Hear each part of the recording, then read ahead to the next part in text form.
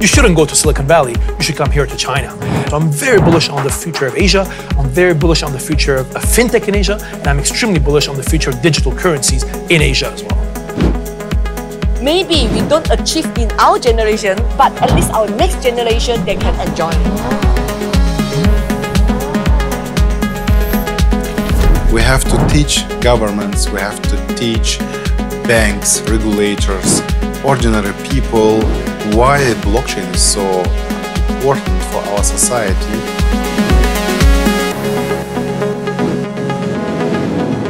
The Future Is Now presents, together with Coinsbit and Digital Service Network, Chain 2020, Unchaining Asia.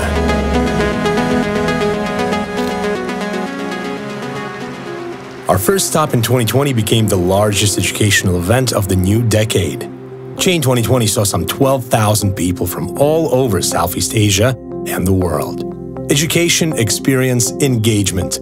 The 3 E's being the motto for the gathering brought forth a new wave of interest from established businesses to take a deeper dive into the blockchain space and see what it's all about. Created in part by Coinsbit, Eastern Europe's largest crypto exchange, top 20 on CoinMarketCap, with its own OTC platform, a P2P lending platform, and the first of its kind global marketplace, the exchange is well on its way to becoming Tier 1. The event took place right prior to the global coronavirus situation, literally ending 5 days before the outbreak became a world sensation. The speakers included some of the more prominent innovators and thought leaders in the space. What's interesting about this event is you see 12,000 people who really care. They're not on their cell phones, tweeting and this and that. They're really paying attention. So they really care about what's going on. And you have speakers and different people who have a multitude of backgrounds. You get different ideas, different thoughts put together. And that's where innovation comes from, and creativity. Mark Hamade, a marvelous advisor, operator, and president at The Future Is Now Media Group. Henri Arslanian, the head of crypto development at PricewaterhouseCoopers. I also happen to be the chairman of the Fintech Association of Hong Kong. And today we have more than 400 companies representing over 1,500 people, and just shows the scale of the growth of the fintech ecosystem in the city. Nataly Simson, the COO of Coinsbit Exchange, who took the audience by surprise with her extensive knowledge of the Chinese language. Nikolai Udyansky, the founder of Coinsbit, also made it to Hong Kong.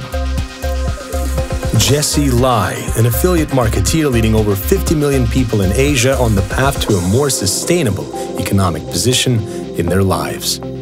To build the trust among us, besides the education, besides the culture, mix our culture, and I think the technology is very important. The system is very important. So I think blockchain technology, it can solve a lot of problems, especially trust among human beings.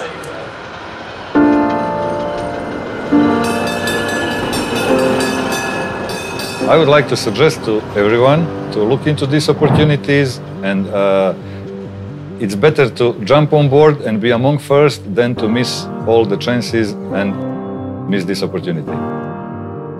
Zoran Djikanovic also made his way to Hong Kong, the president of the Capital Market Authority of Montenegro. Alex Reinhardt, the founder of the Platincoin, a blockchain platform that's taking personal wealth to the next level through the proof-of-stake mining and a worldwide ecosystem it's creating. The biggest challenge of blockchain industry is the usage. To understand how everybody can use blockchain technology and blockchain product. We also ran into many of our friends from the crypto community, like the CTO of Huawei Ecosystem Middle East, Jorge Sebastiano, president of the Free Republic of Liberland, Jedlicka, prominent YouTuber and influencer in the space, Christopher Yarzhinsky of MMCrypto, Tufi Saliba, a visionary cryptographer of Total Network, and a woman in blockchain, an AI technologist, Susan Oh. Let's explore the future of disruptive technologies together here in Hong Kong. Get a wallet, experiment with the technology, try it out. Stay tuned to the future. The future is now. Created by One Day Productions.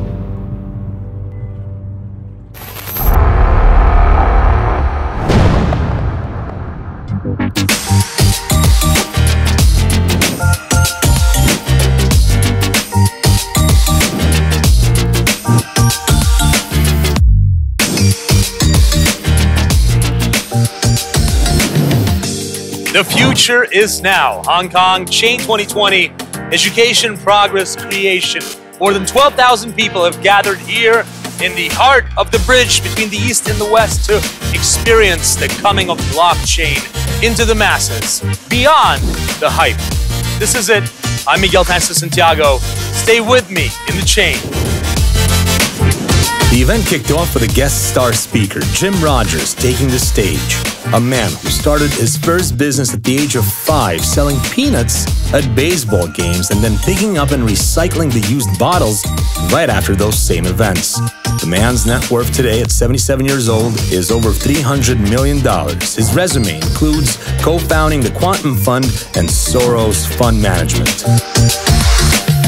Mr. Rogers is openly proactive about blockchain technology and sees crypto as an inevitable evolution of finance. During his keynote, he pointed out a few very important things. One of them was that he strongly believes in the economic future of China and Asia and has relocated himself and his family to Singapore in 2007, with 2 daughters who today speak fluent Mandarin. Mr. Rogers was later joined by Vlad Zemfir for an exclusive Chain 2020 panel. Zemfir, being the lead architect of the consensus algorithm for the second biggest cryptocurrency, Ethereum, was perfect for the task of discussing the future of money with someone like Rogers, who comes from the world of established finance. Their joint view is that blockchain is the future. However, due to uncertainties beyond our control, we all should have a plan B.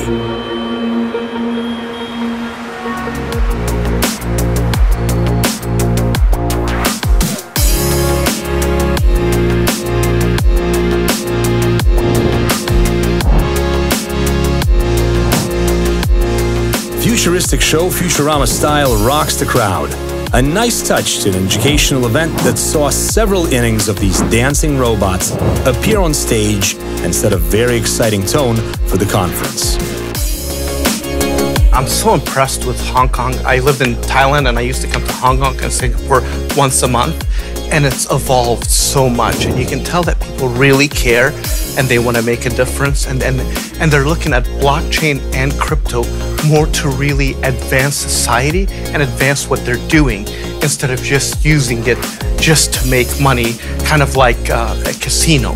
They're not doing that. They're using it to solve real problems, and that's very, very impressive, and I'm proud of that. I think that's what's going to make it really sustainable. And of course, Chain 2020 is absolute impulsive event because it's the biggest. It brings now some abnormal energy in this market.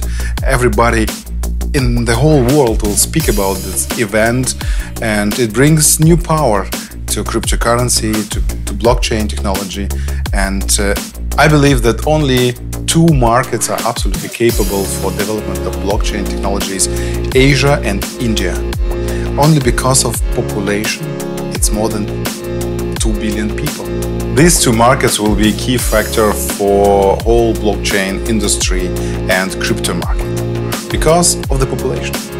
And it will be very difficult to have an explosion in Europe or America only because it's not enough population and they are satisfied, they are okay, they are doing good. Bitcoin's on the rise, Q1 of 2020. How is the industry looking overall now? are you seeing more light at the end of the tunnel than we did in October 2019? I think I'm looking at this. I think in 2020, there's a couple big trends that I'm watching. One of them is the continuous entry of institutional players. Obviously, in 2019, we saw a number of traditional banks enter the space. And in 2020, I expect even many more of them to enter. Not only fueled because of client demand, but also because of more regulatory clarity. Another area that I'm really following is the growth of central bank digital currencies. Today, according to the BIS, around 70% of central banks are doing some kind of research on the space. And I think catalyzed by Libra, I expect a lot more conversations and actual more like discussions on central bank digital currencies.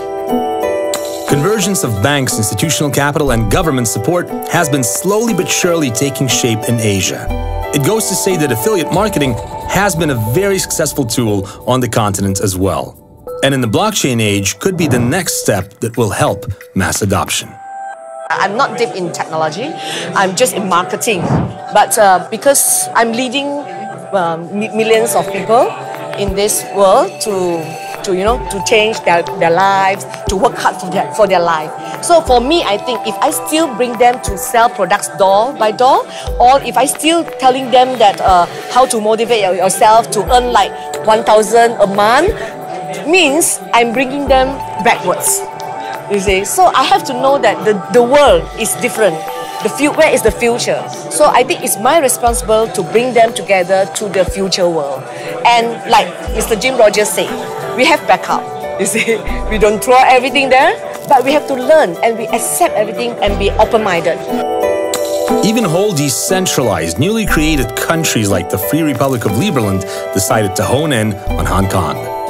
What's going on? Why are you here? Opening our representative office was long overdue, with some 1,200 people that applied for citizenship in Hong Kong and a great team of people, and this is a great opportunity, right? How many times have you seen a blockchain event with 12,000 people in the audience?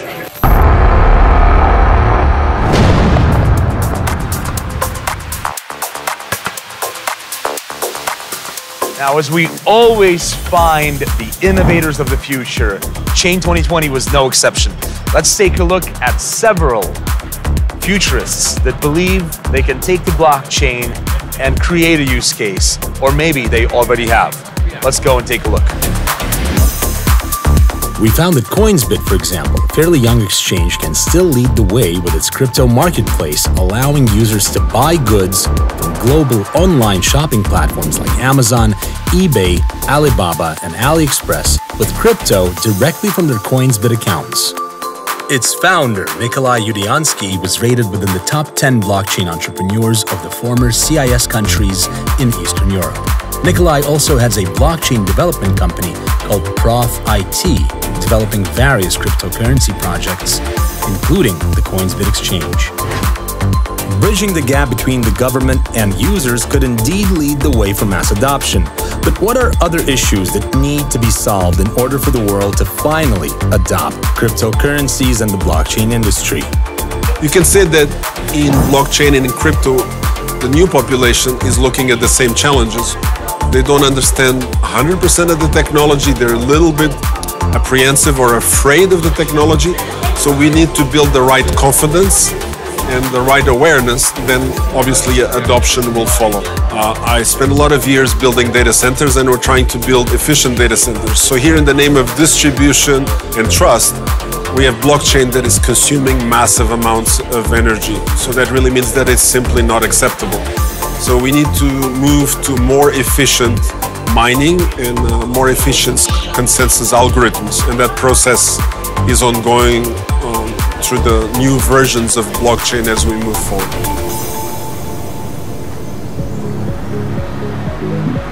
We ran into another company that has that very same principle, building the infrastructure in order to attract users and inevitably fuel mass adoption of the industry while staying away from large energy consumption mining through the proof-of-work algorithm that's been the main driver of Ethereum and Bitcoin.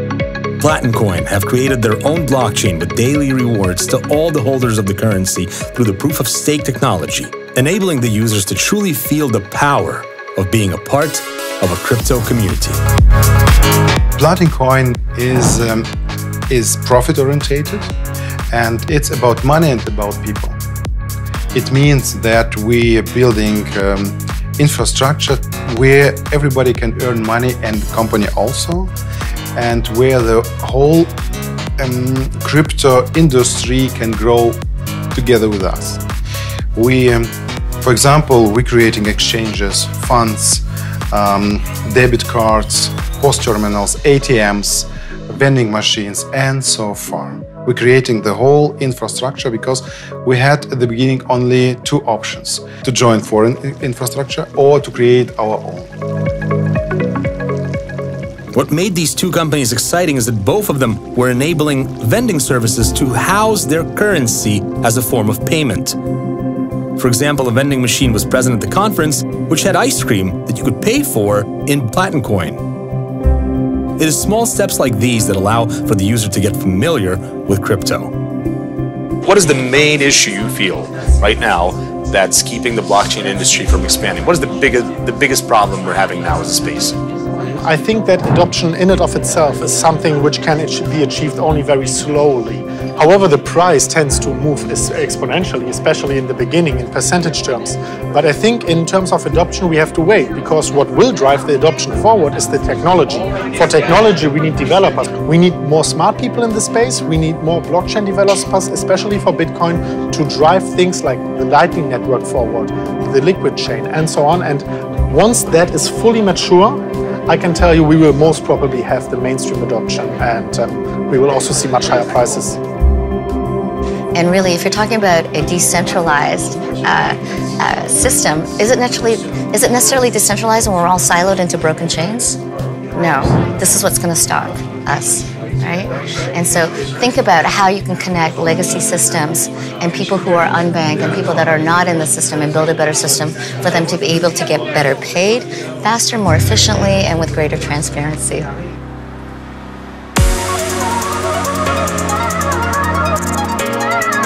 The event wrapped with a Futurama-style party, with Fifth Element characters bringing us back to the future.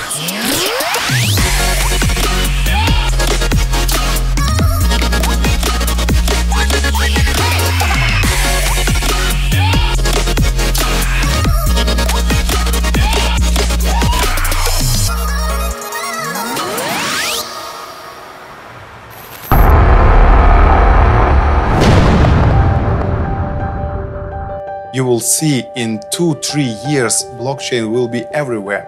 Everyone will know what cryptocurrency is, and as early you start with your learning process, you can use this absolutely incredible technology in your real life to get better advantage and, of course, better lifestyle. I think, it will be the Bitcoiners that will be on the Mars as the first people. There will be a big challenge, and the very important thing is that they choose with their heart the next step of evolution of mankind. All these futurists have one goal in mind, and that is mass adoption of AI, blockchain, and cryptocurrencies through community-powered decentralized enterprise. Plans to continue the chain gatherings, coming with the next one happening in Malaysia, estimated to have 100,000 attendees, continuing with other countries all over the world as well. Look at a problem and use the blockchain to solve it. Don't look at it to make money. You'll make money. I always say, if you ask for advice, you get money.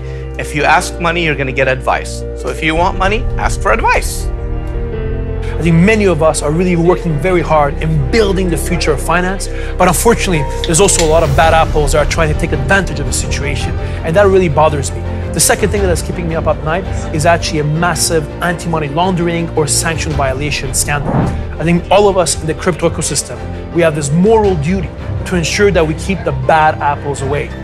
I believe the community needs to experiment and use this technology to change the way they do their daily lives, whether it's for payment systems or to help fund organizations that they believe are important in their lives. And I think blockchain and crypto has the capability or the vehicle to achieve this much more rapidly than you could do before. What I recommend is to surely learn about blockchain, learn more about blockchain, and learn even more about blockchain. This all you can do through reading through watching good documentaries where good people are featured, people who write books. Just keep learning, learning, learning, because it will be the future. In case you're a blockchain developer, I want to thank you for being in this space and improving this space on a technology and fundamental level. In case you are not a developer, you are probably something who's speculating and investing, and that's also fine. I just want to urge you, if you are doing that, I also said that today in the speech, you shouldn't speculate and gamble your whole portfolio away. Always hold the majority of your holding. It's no financial advice, but it's eventually the best thing you can do in a holding portfolio, because that will be the only way you can make sure that you will drive the whole wave. It is very hard to outperform the market, especially on the shorter time frames. So make sure you're holding your Bitcoin, make sure you understand the value, and you are a true value investor also for the long run. Chain 2020 will continue in the post-COVID world as an online event in the crypto space. Stay tuned for the next Chain 2020. I'm Miguel Francis-Santiago, and I will see you on the next stop in the world of disruptive technologies. Stay tuned to the future. The future is now.